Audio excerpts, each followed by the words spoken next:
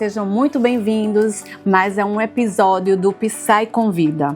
Hoje iremos falar sobre um tema de extrema importância, que é o Dia da Consciência Negra.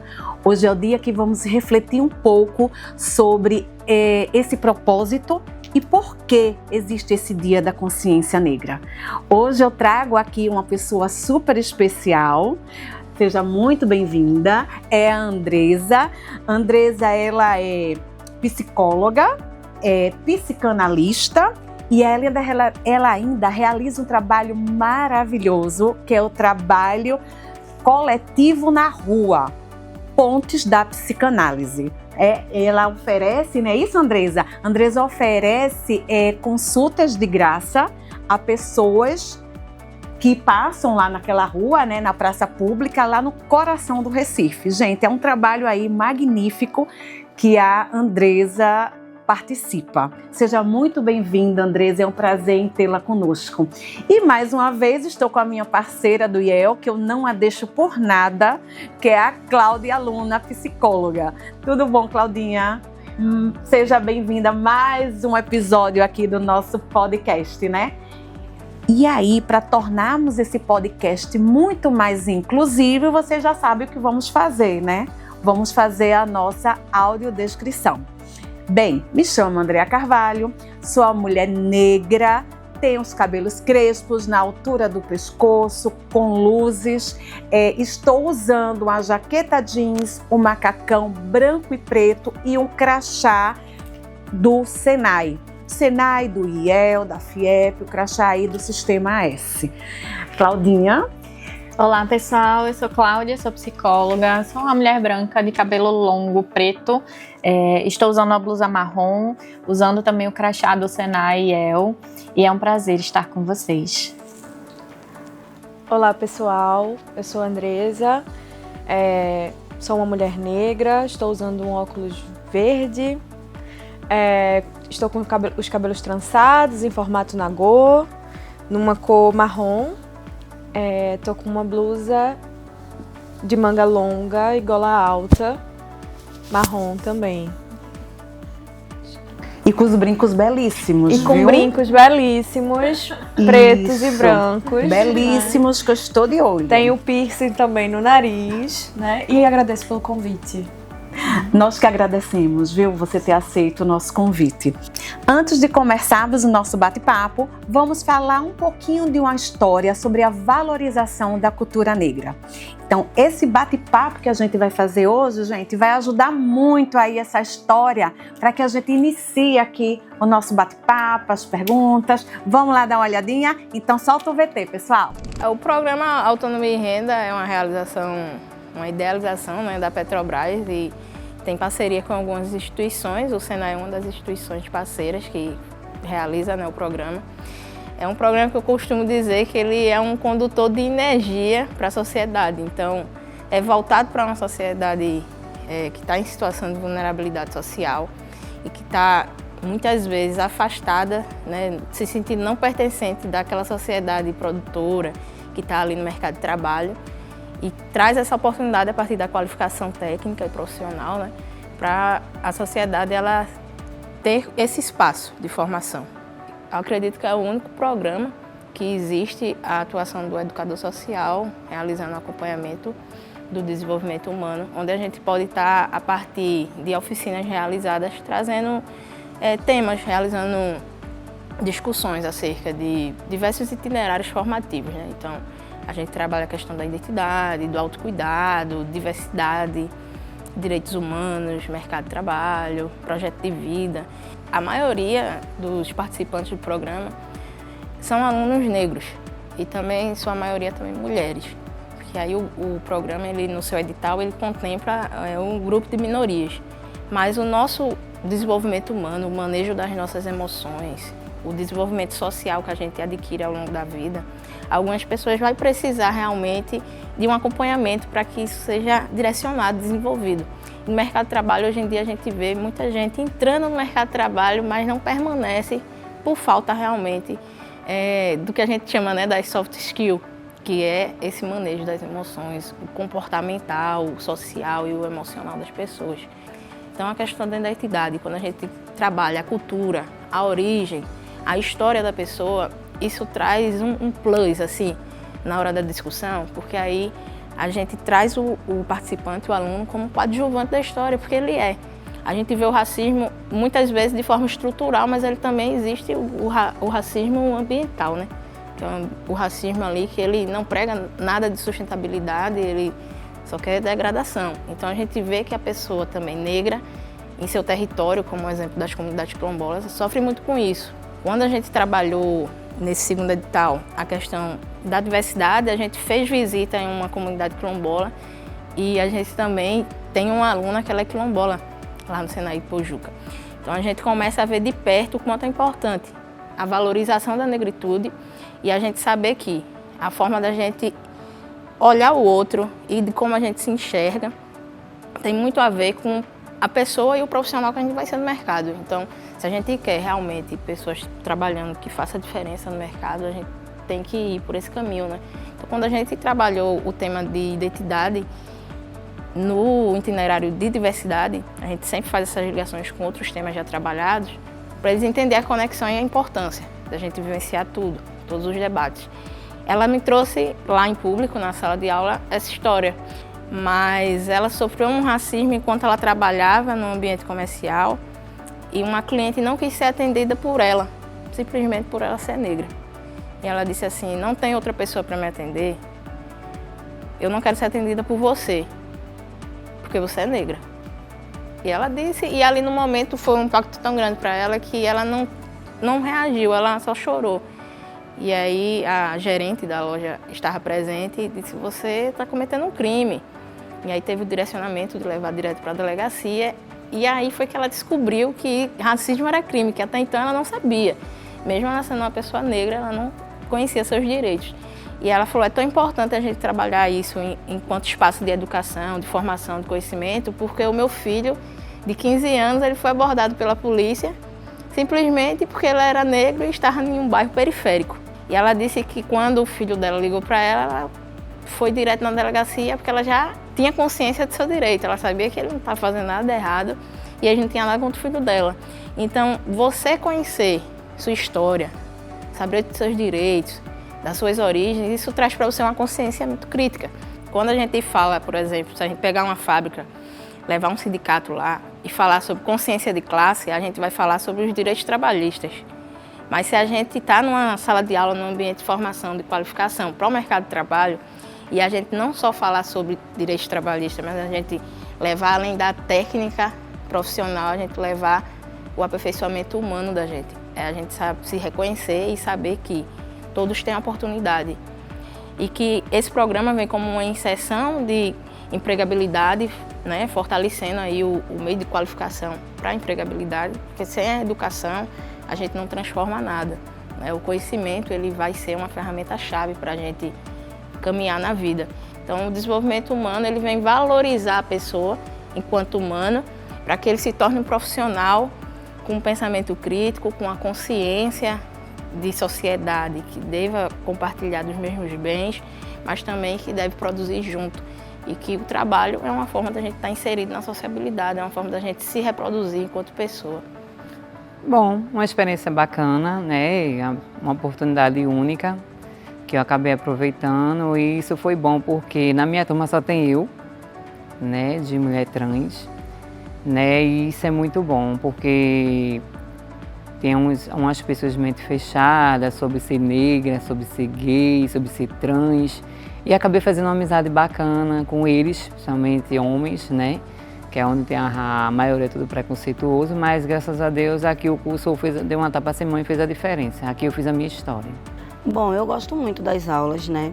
Elas têm me feito me conscientizar mais sobre várias coisas, inclusive sobre racismo, sobre identidade, sobre diversidade, né? E eu, enquanto mulher negra, né, saber como melhor me enquadrar, saber dos meus direitos enquanto pessoa, enquanto mulher negra, né? No quadro que eu me encaixo e me sentir bem, saber dos meus direitos, saber me colocar da melhor forma aonde eu chegar e reivindicar os meus direitos também. Hoje o programa Autonomia em Renda, ele me remete ao sonho, né? O sonho da autonomia financeira, ao sonho de poder dar uma vida melhor para os meus filhos, de ter a minha independência financeira, porque é para isso que eu estou aqui, é para me profissionalizar, para me capacitar e para conseguir um trabalho melhor e um futuro melhor, não só para mim, como para os meus filhos. Nossa, amei essa história, muito boa.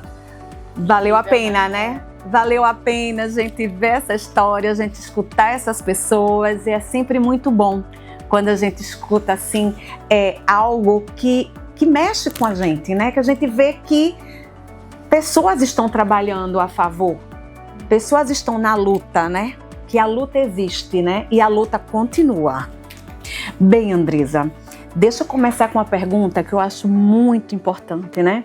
O Dia da Consciência Negra, ele existe para a gente lembrar da história, da resistência do nosso povo, né? Quando eu falo nosso povo, eu me incluo aí, né? Do povo negro. E eu queria saber, na sua visão, qual o significado real do Dia da Consciência Negra? O que é que precisamos parar para refletir sobre este dia? Bom, primeiro é importante, né, que a gente pense que não existe um único significado, né, assim. Essa data é uma data que tem muitas simbologias, assim. Então, quando a gente vai pensar, né, no significado real da coisa, a gente vai ter que pensar numa coisa muito mais ampla, né.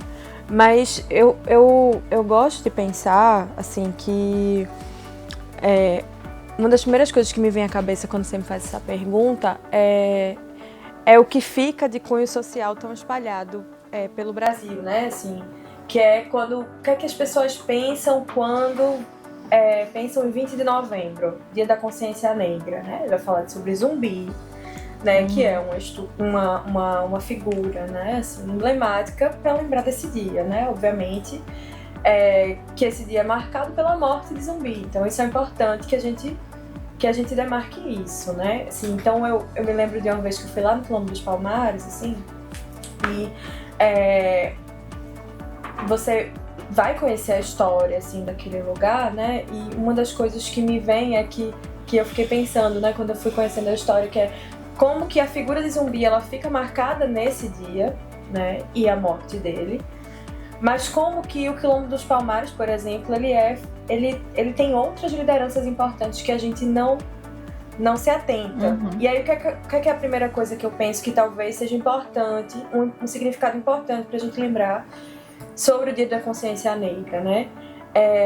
A primeira coisa é que existiam outras pessoas e existe uma história que a gente precisa construir, uma espécie de memória até, né? Que existe uma história que precisa ser lembrada e reconstruída, porque tem uma coisa que foi escrita por pessoas brancas e que fica marcada como sendo algo da ordem de uma verdade, quando na verdade, né, o real significado da história, ele tem outras nuances, né? E essa é uma das coisas que eu acho que é importante que a gente traga nesses debates, assim, que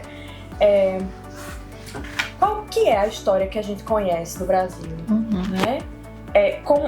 O Dia da Consciência Negra, ele não marca somente, né, a morte de Zumbi, por exemplo. O Dia da Consciência Negra, ele marca uma história de luta, de resistência, né? E eu acho que esse podcast e o dia em si serve pra gente poder lembrar e reconstruir um pouco a ideia do que a gente tem no Brasil sobre memória, né? E é importante que a gente lembre que a memória e a história do Brasil, ela é atravessada, marcada em seu nascimento pela colonização, né?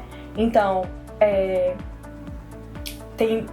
logo quando a gente chega assim no Quilombo dos Palmares, tem uma estátua assim no meio central de duas pessoas, né? Uma é Gangazumba, outra é Zumbi.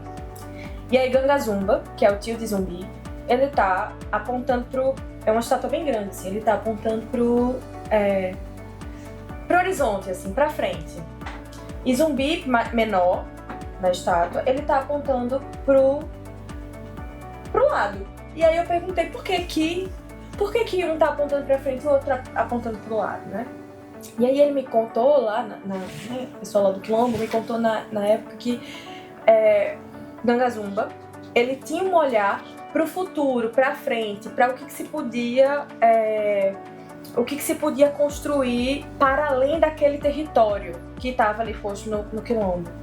Zumbi, ele apontava pro território. Então, o que é que isso ensina pra gente, né? Na época eu fiquei pensando que é construir uma consciência negra é, antes de tudo, a gente voltar para o território do Brasil, para sua história e para a construção de memória. Esses marcos e dias, né, e datas importantes servem para que a gente, antes de tudo, revisite a história de um passado que não pode ser esquecido, para que ele não seja mais reproduzido, né? Assim, então, uma das coisas assim, né, que eu acho que é importante é que a gente construa uma experiência outra com esse passado, que, sobretudo, pessoas negras, né, tem essas experiências muito marcadas somente pela violência, mas, por exemplo, as pessoas que viviam no Quilombo dos Palmares, né, que é onde Zumbi vivia, né, eram pessoas que viviam, que tinham uma economia, que viviam, né,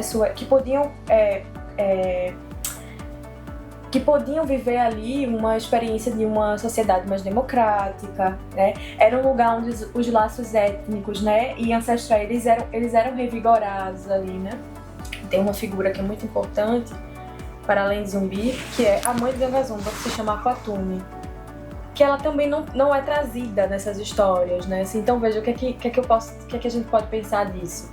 Que o real significado, talvez, do dia específico da consciência negra é fazer com que a gente possa olhar para um passado, que ele existiu, que ele marca a vida da sociedade como um todo. E isso eu não estou falando só de pessoas negras, né? Eu falo de pessoas negras e pessoas brancas, né?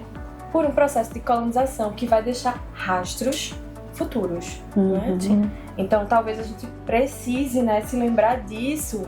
E hoje, por que a gente lembra dessa data hoje? Por que essa data é uma data marcante, que é importante que a gente fale sobre ela? É para entender que a colonização, ela deixa traumas sociais, né? A psicologia social fala disso, assim, né? De como que tem algo da colonização e das marcas sociais que ficam nos nossos corpos, né? Isso é uma das primeiras coisas que a gente precisa iniciar esse debate aqui, né? Que o que fica, sobretudo, a nível de discussão é o racismo. E o que é o racismo? E como que a gente pode enfrentar o racismo? O racismo é um trauma. Essa é a primeira coisa que a gente precisa saber para iniciar essa conversa. Que é o ponto traumático do racismo e que o Dia da Consciência Negra não serve só para os negros, né? Assim, não é uma parada que vamos aqui enfatizar o que é da história e da etnia dos negros. Não, vamos aqui pensar nas marcas. Que as lutas e resistência do povo preto deixa no Brasil, a ponto de fazer com que a história vá se reproduzindo de outras maneiras, né? Enfim, acho que talvez pra mim, assim, no dia de hoje, é a gente poder...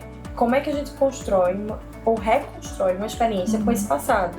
Que não é só sobre luta, não é só sobre violência, é também sobre resistência, né? É também sobre aquilombamento de povos, né? Enfim. Muito bom, Andresa. Eu sempre digo que a consciência negra é você ter consciência desse passado, dessa memória. Porque às vezes a gente conhece, mas a gente não tem consciência que causou um trauma, o que realmente é aquilo. Então, preciso usar a consciência para entender aquilo dali, para entender o passado, o que é que aquele passado traz para as pessoas, né? Isso é muito importante, né? Isso daí eu acho que é essencial, a gente ter essa consciência. Não é um dia só, e você falou tudo, não é só para os negros, né? Mas também para todos os povos, todas as raças, todas as etnias. Maravilhoso, Andresa, muito bom. E uma coisa que a Andresa traz é justamente essa importância de a gente entender que não é especificamente apenas um dia para a gente... vamos comemorar, e é isso, acabou-se, é um feriado. A importância de a gente poder discutir sobre o quanto foi apagado e de a gente conseguir ter noção um pouco também do quanto foi dizimado mesmo com relação à nossa história, com relação à ancestralidade, porque no fim das contas até os nossos sobrenomes são formas de apagar o que é tudo o que foi construído de lá para cá. Então assim, a gente poder pôr luz sobre isso e poder conversar sobre esse tema, eu acho que é o primeiro passo para a gente, de fato, pensar no Dia da Consciência Negra como um dia ali importante para a gente discutir sobre pontos que antes tinham pouco olhar, pouco espaço para a gente poder conversar, e a gente abranger ainda mais esse olhar de, poxa, o quanto foi apagado e o quanto a gente ainda precisa reconstruir dessa história para, de fato, aprender ainda mais com ela. Disseminar isso nas escolas, né? Na educação, isso é importantíssimo, né, Claudinha? Muito bom. E aí, eu tenho uma pergunta para a Andresa que se direciona mais sobre... A gente sabe que o racismo estrutural ele ainda vai impactar muito no mercado de trabalho. E a gente sabe que tem ali dificuldades que se direcionam para se lançar mesmo ali dentro do mercado. E aí, quais são os principais desafios que são enfrentados pela população negra hoje dentro desse ambiente, assim, para ir trabalhar, para entrar nas instituições, para se manter ali também no mercado de trabalho? E veja que coisa, né? Veja que coisa interessante assim, essa pergunta, né? Tem muitas nuances também, né? Porque você traz a demarcação, né? De que o racismo, a partir da colonização, ele tá presente na estrutura do nosso país. Sim. Então, se a gente tá lidando com uma coisa que tá presente na estrutura, né? Como é que a gente combate, né? Algo que tá ali desde o início. Sim.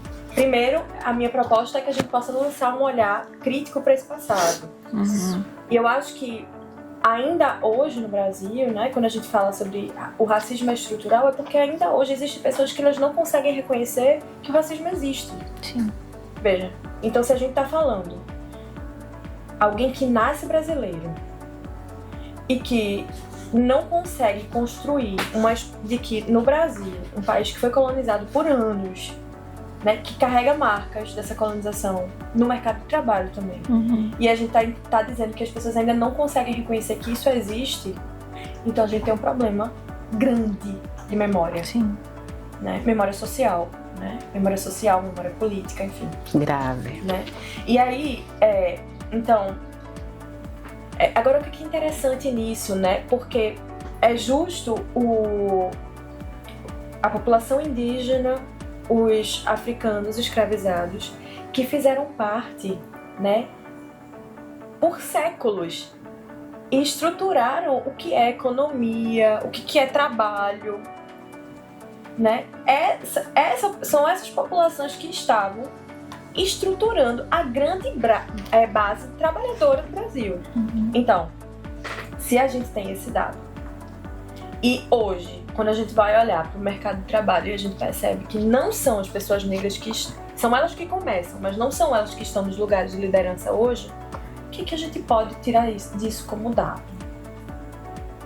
Na verdade não, eu acho que talvez, o que eu queria deixar aqui hoje, talvez seja mais sobre coisas que a gente deveria se perguntar a nível, né, de como que a gente parte de alguns princípios que a gente não olha, talvez, assim, né? Por exemplo, né?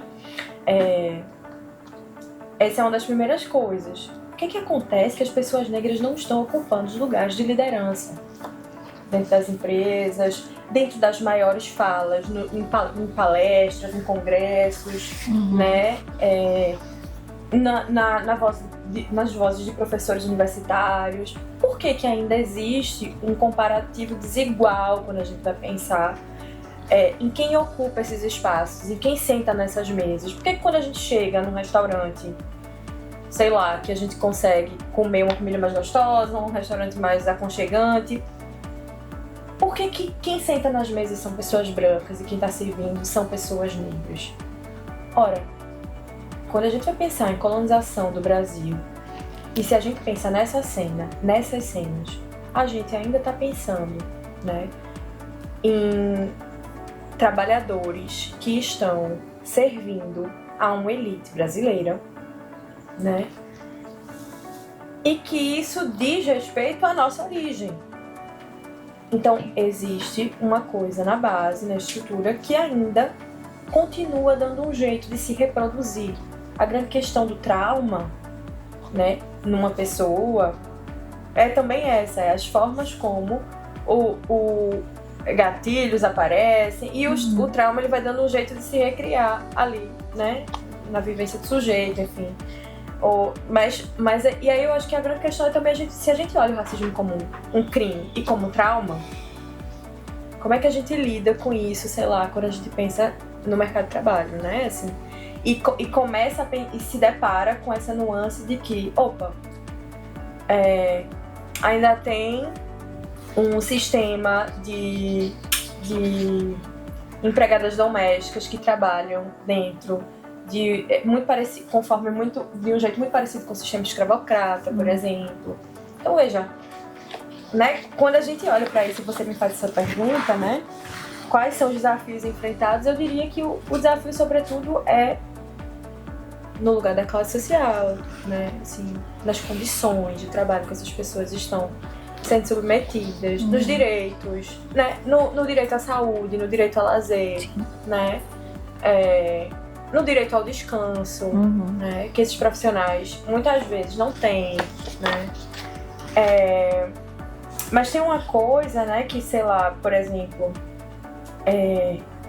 que você diz, né, quais são os maiores desafios. Sim. E como a gente pode criar ambientes, né, justos e inclusivos, né. Veja, a primeira coisa, né, muita gente fala sobre ações afirmativas, por exemplo. Eu acho que essa é uma coisa que a gente não pode perder de vista. Mas não para por aí. A gente fala das ações afirmativas e ponto, não dá. A gente tem que falar em políticas de permanência, porque não adianta, inclusive, eu sei lá, colocar uma política afirmativa no qual eu faço um processo de desenvolvimento de trabalho e para selecionação de pessoas negras para trabalhar naquele espaço, sei lá, para dar essa maior visibilidade. E aí as pessoas negras entram, mas eu não construo dentro dos ambientes políticas de permanência, né? Essas pessoas não conseguem ficar, né? E quando ficam, como é que a gente faz com a solidão das pessoas negras nesses espaços? Porque tem até pessoas negras na minha empresa, né? Quando vê, num mar de gente branca, que ou aquela pessoa se adapta àquele ambiente, adapta e abraça as violências que aquele ambiente também vai causar com aquele corpo, né? Ou aquela pessoa vai embora, não sobrevive ali, né? Então, eu acho que tem duas coisas, né, pra gente poder pensar nesses ambientes mais justos e inclusivos. Eu acho que é pensar ações afirmativas com políticas de permanência dentro das empresas, inclusive, né? Mas eu acho que quando a gente fala de trabalho, a gente não fala só de empresas, né? A gente tá falando, sei lá, se eu for falar da psicologia, a gente tá falando sobre códigos de ética. Se eu for falar sobre congressos, eu tô falando sobre abertura e entrada de outros...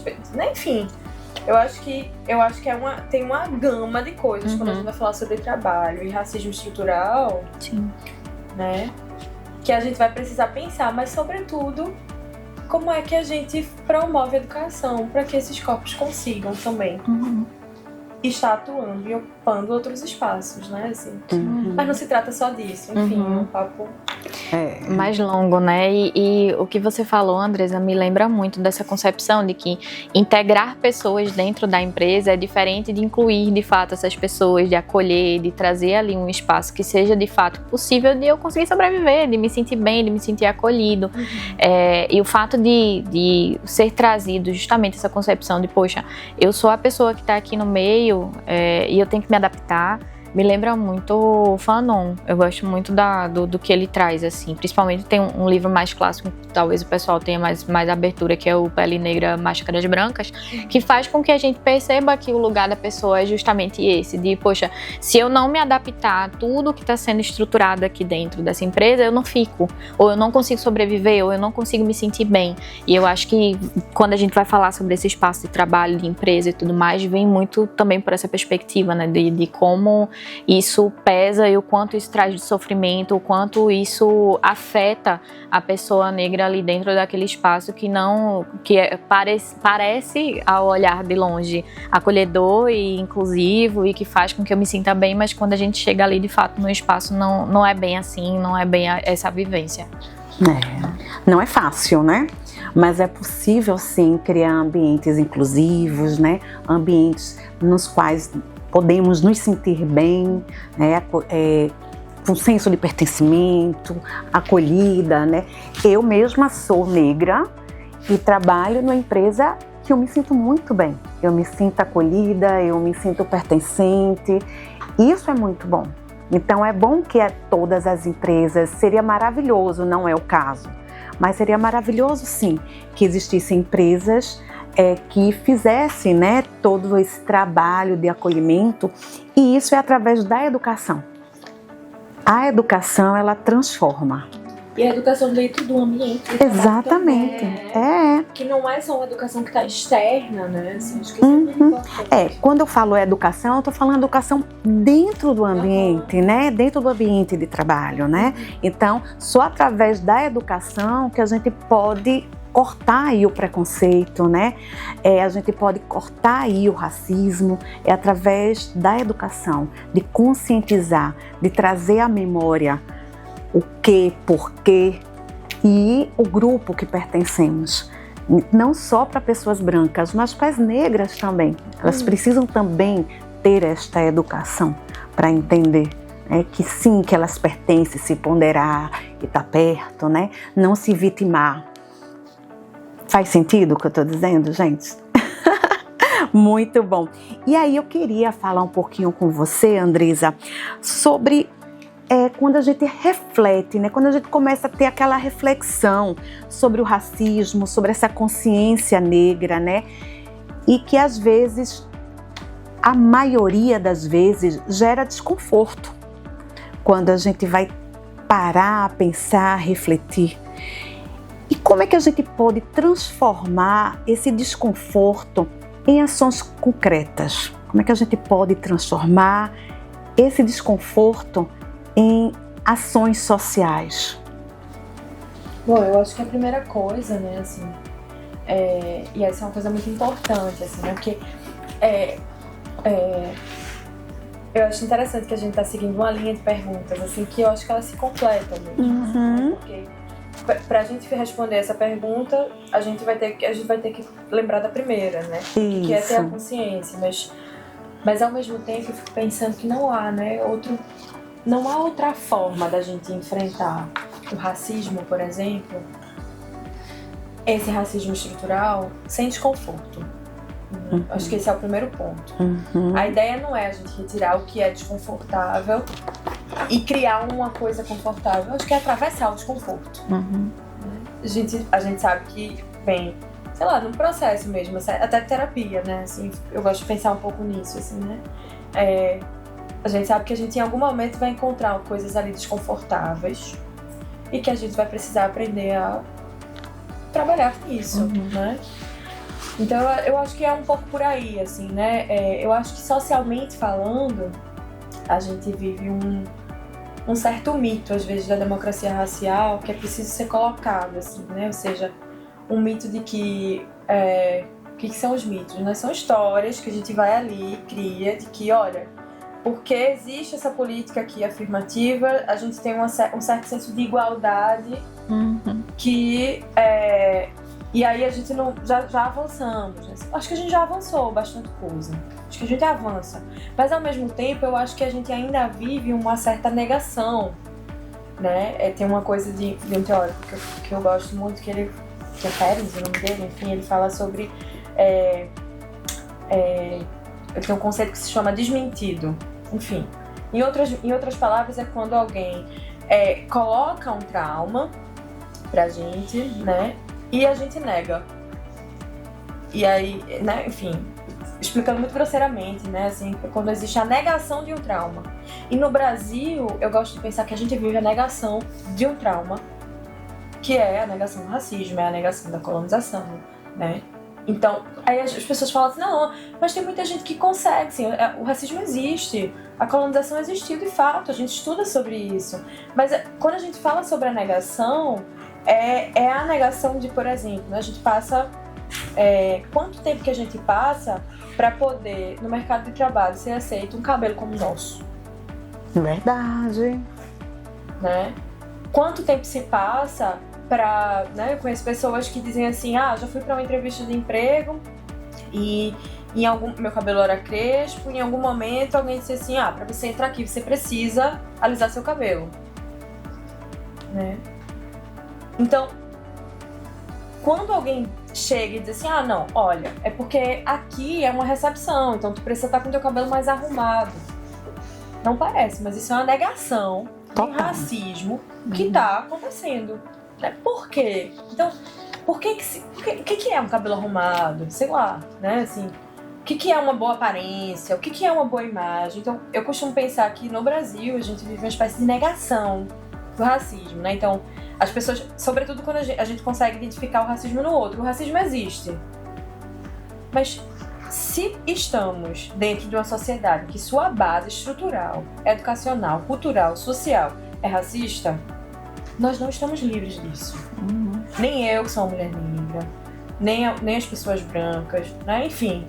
Então, isso deixa uma marca nos nossos... É importante que a gente pense nisso. Isso deixa uma marca nos nossos corpos que não tem como a gente atravessar esse trauma sem desconforto. É verdade. Nenhum dos corpos, né? Então talvez a ideia seja como é que com o desconforto a gente pode atravessar isso, né? Não buscar um lugar de conforto, porque pro corpo preto esse nunca será um lugar confortável, né? Assim, mas eu acho que talvez a primeira coisa seria a gente não negar que isso existe, né? Talvez a gente seria também não entender que, mesmo a gente lendo alguns autores, isso não livra os nossos corpos de cometer atos violentos e criminosos, né? Com os outros criminosos, né? As pessoas dizem assim, nossa, mas racismo é crime, né? Vocês devem ter escutado isso há muito tempo, mas como que isso se dá? Né? Tem uma coisa muito forte quando a gente fala, fulano cometeu um crime comigo. E parece que tem uma suavidade quando a gente escuta essa frase, racismo é crime, né? Se é crime, precisa de uma penalização. Se é crime, existe um sofrimento. Se é crime, existe um corpo que é mais poderoso, que acha que tem poder sobre o outro corpo, né? E que comete certas violências, assim, né? E que tem escutei recentemente uma mulher que eu gosto muito, que se chama Conceição Evaristo, e ela diz assim, perguntaram pra ela assim, o que você acha de como que tá o racismo no Brasil? E ela disse assim, eu acho que a gente avançou muito, mas eu acho que existe um cinismo no Brasil hoje que envolve o racismo, que é quando as pessoas conseguem falar sobre o racismo, que as pessoas conseguem identificar que isso é racismo, mas ainda assim as pessoas continuam cometendo esse racismo, né? E isso independe de profissão, porque, por exemplo, se a gente vai ver jogadores de futebol que ganham super bem, mas que tem uma plateia que tá ali torcendo, que tá sendo racista. Cara, isso é o que a gente mais vê. Muito. Né? Então, né, como que a gente transforma isso em ação social? Eu acho que talvez a primeira coisa, em uma ação social transformadora, eu acho que a primeira coisa passa por uma aceitação e não uma negação de que isso existe, de que está imerso na nossa cultura e né, eu acho que talvez um certo combate ao que seria esse mito de que existe uma igualdade, né? Assim, acho que a gente tem que lidar com a diferença, existe a diferença, assim, né? E existem algumas coisas que elas ainda estão muito postas, existem algumas posições que ainda são desiguais a nível de poder. Quem é que está no poder, né? Quem é que num processo de hierarquia social, quais são os corpos que morrem mais, né?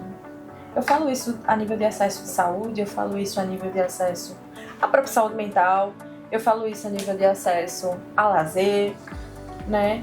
Quem são os corpos que conseguem construir uma ideia de que precisa se cuidar hoje? Existe aquele racismo velado, né? Que é justamente o estrutural, né? Eu já passei por algo que foi bem interessante, que eu falei, olha, eu sou negra. Fez, não, Andréa, você não é negra, você é morena clara.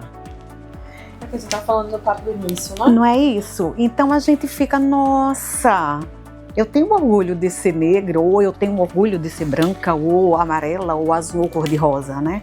Então, existe esse racismo velado, e quando a gente fala eu sou negra, as pessoas não são acostumadas a ouvir.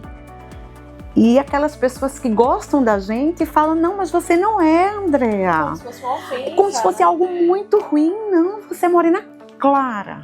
E o quanto também muita coisa, pelo fato de ter sido apagada durante muito tempo, a gente meio que não sabe muito bem das nossas próprias raízes. Então, pra mim, por exemplo, tá lá escrito Cláudia Branca.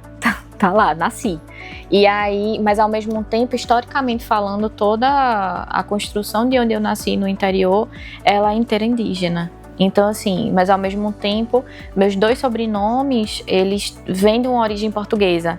Mas que a gente sabe que não veio especificamente pelo fato de toda a família ter sido portuguesa e não sei o quê. Mas sim, justamente por esse apagamento de sobrenome, que foi o que a gente vinha conversando. Então, assim, por ter vindo totalmente do interior, eu não faço a mínima ideia de onde veio toda a minha família, de como foi toda a estruturação. E aí, às vezes, isso até causa essa confusão de a gente olhar para tudo e dizer, poxa, de onde eu vim? E como foi toda essa construção, de onde veio todo esse processo, porque eu tenho a sensação de que muita gente consegue falar, por exemplo, eu vim de uma família alemã, não sei de onde, aí conhece bisavô, não sei quem, toda a linhagem antiga, e a gente não consegue resgatar a não ser ali da base de quem a gente consegue ouvir e conversar. E aí a gente não consegue mais, por exemplo, ter essa estruturação de trazer de volta e a gente entender de onde quais são de fato as nossas origens. E eu acho que isso bate bastante para a gente poder justamente pensar sobre isso, né? De muita gente acaba olhando para esse lugar de, não, eu sou moreno, eu sou pardo, eu sou não sei o quê, e aí a gente fica muita gente se sente meio confusa nisso, de não entender sobre a própria história também, que é justamente o que a gente tá falando sobre a educação, né? A gente ter clareza sobre a nossa própria história, para a gente sentir aquela história nos nossos corpos e ter essa noção sobre a nossa historicidade, para a gente poder ter essa noção da importância de perceber sobre a nossa ancestralidade e ter noção sobre ela. Eu acho que bate muito isso, assim, para a gente poder pensar, não sei se faz sentido. E o interessante, eu acho que aqui no Brasil, eu digo que aqui é todo mundo junto misturado, porque é tudo misturado literalmente. Porque eu sou negra, minha filha é branca, minha mãe é branca, o meu pai é negro. Gente, é tudo misturado, não tem como. Então, às vezes, a gente não pode ser 100% isso ou 100% aquilo, né? Então, eu fico, meu Deus, por que o racismo existe? Mas é essa história, é tudo aquilo que passamos, né? Existe toda uma história por trás disso tudo. E a educação, ela justamente, quando eu falo que a educação transforma, é porque ela transforma mesmo. É porque através da educação, você começa a entender todo o processo. Você começa a ver o que é realmente aquele racismo velado, aquele racismo estrutural. E quando eu falo assim desconforto, a palavra desconforto, me vem à cabeça o conforto, né? Quando é que a gente tá parado? Quando é que a gente tá numa rede, no sofá, tá confortável, eu tô parada. Então eu coloco o desconforto como um motivo para ação mesmo. Olha, estou desconfortável com isso, então deixa eu sair dessa minha zona de conforto.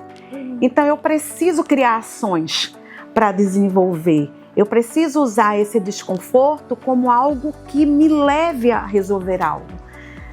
Então olho muito o desconforto por esse lado. Assim, opa, não tá legal isso, então vamos transformar esse desconforto, né, em algo concreto, né? Algo que realmente vale a pena trabalhar, né? Faz sentido, gente, o que eu tô dizendo para vocês? Gente, faz sentido isso que eu tô falando?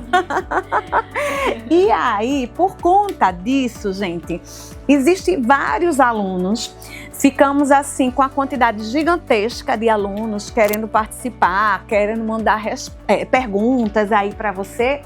E aí escolhemos alguns alunos para fazer umas perguntas bem legais para você. Vamos agora ver aí a primeira pergunta aí de um aluno e a gente fica na escuta aqui, tá? Vamos lá? Oi, eu me chamo Elineide e eu sou do Senai de Santa Amaro.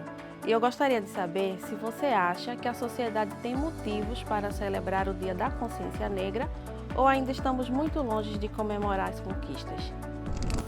Eu acho que a gente tem que celebrar, sim, né? Assim, obviamente, lembrando de toda a história do que a gente falou desde o início, né? De que construir uma consciência também tem a ver com a gente poder olhar para os avanços, para as nossas lutas, para a resistência, né? Eu acho que para como também a gente conseguiu sobreviver, né? Acho que celebrar também é um ato de poder demarcar que a gente está vivo. Sim. Nós, da população negra, estamos vivos. E se a gente permanece vivo é porque tem uma série de enfrentamentos e lutas e resistências e estratégias que nosso povo foi criando ao longo do tempo para poder se manter vivo, né? Então eu acho que a gente tem que celebrar, assim, mas sem esquecer do cinismo, da sutileza, do racismo, sem esquecer das reproduções, das atualizações, da forma como isso vai continuar dando um jeito de se modificar e se repetir, se perpetuar, né? Eu acho que, né, a gente pensar, né, nas nossas estratégias e práticas de sobrevivência por si só já é um motivo de grande celebração, assim, né?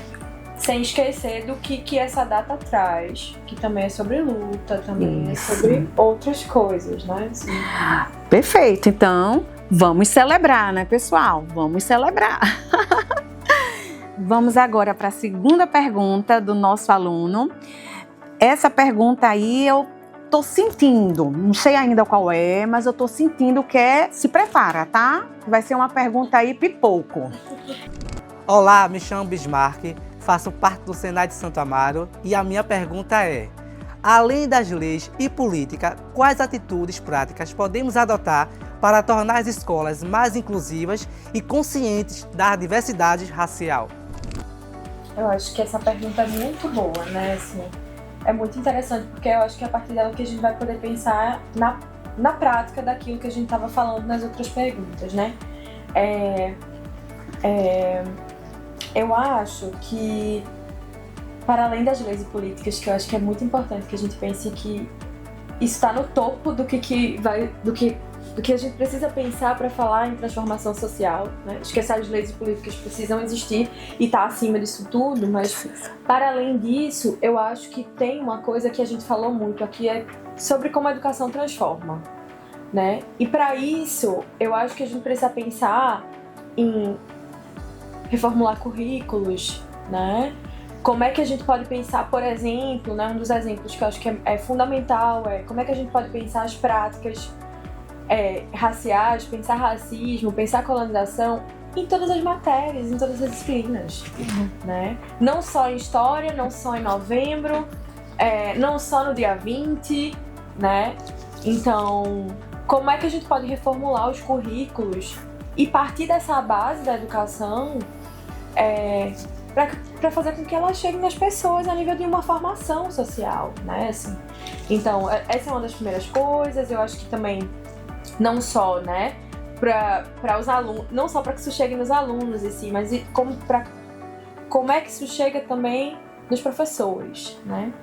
Na grade de currículos, nas suas formações, enfim, eu acho que talvez pensar, eu gosto muito de pensar nessa ideia de que a educação transforma, mas leis também transformam, a política também transforma e acho que sobretudo, né, assim, solidariedade, generosidade com o outro, né, assim, eu acho que o respeito, né, e a consciência com o próprio corpo, assim, da própria história, né, que é algo que tu trouxe, assim, eu acho que isso é muito importante para a gente poder pensar em práticas inclusivas e conscientes para o Brasil, assim.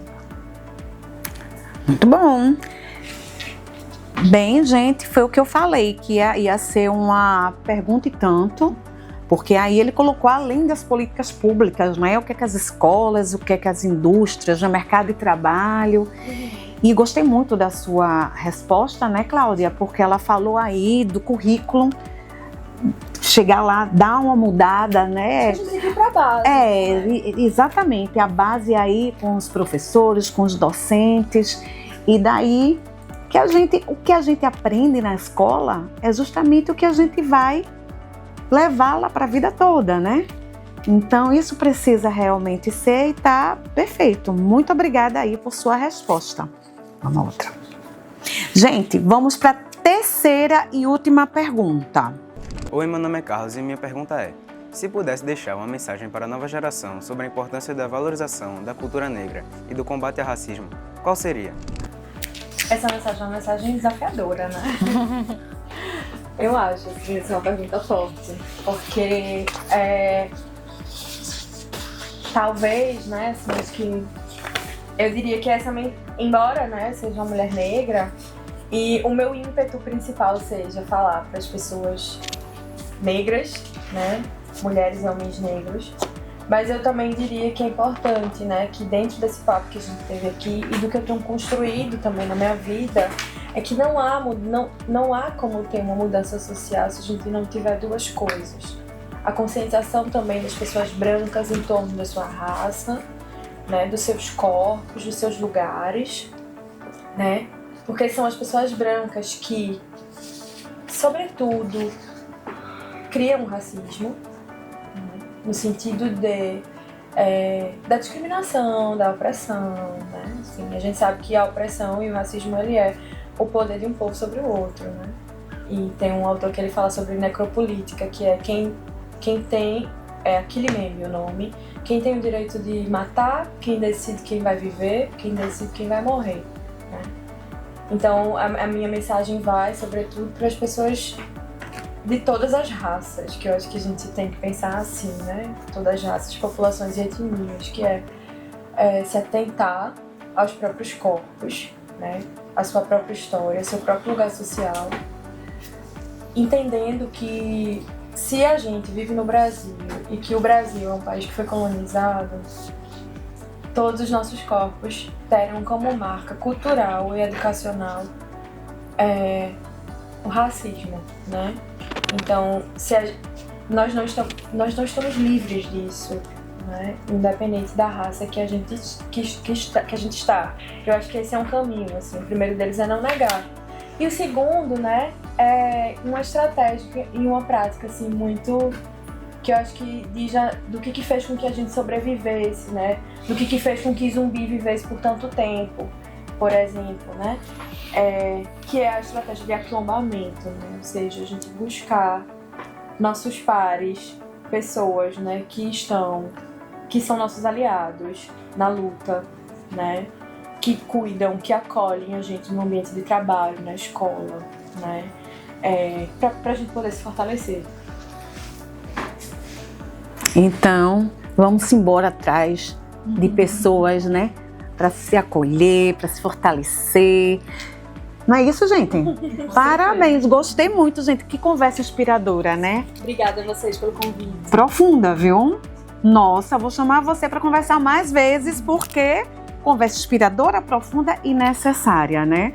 Hoje a gente refletiu sobre o poder da escuta, da empatia, refletir sobre o povo negro, sobre a resistência. Muito obrigada, Andresa. Obrigada de verdade, assim, por todo o compartilhamento que você fez aqui. Eu creio que a pessoa que está ouvindo aqui esse podcast, está nos vendo, vai sair pensando, refletindo bastante, porque ter consciência é uma coisa e agir com consciência é outra. Então, vamos embora agir com consciência, pessoal. Muito obrigada, Claudinha, viu, por mais um podcast. Vamos embora para o próximo, né?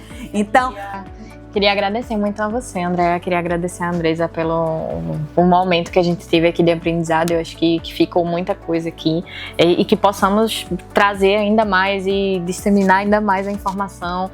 E eu fico muito feliz da gente poder ter esse momento e poder fazer um podcast com tanta riqueza, assim. Acho que é incrível. Eu que agradeço pela parceria, viu? E assim encerramos mais um episódio do Psy Convida, um momento aí que a gente pode interagir, que a gente pode transformar, né, pensamentos, e até o próximo, gente. Fiquem com Deus, até o próximo podcast.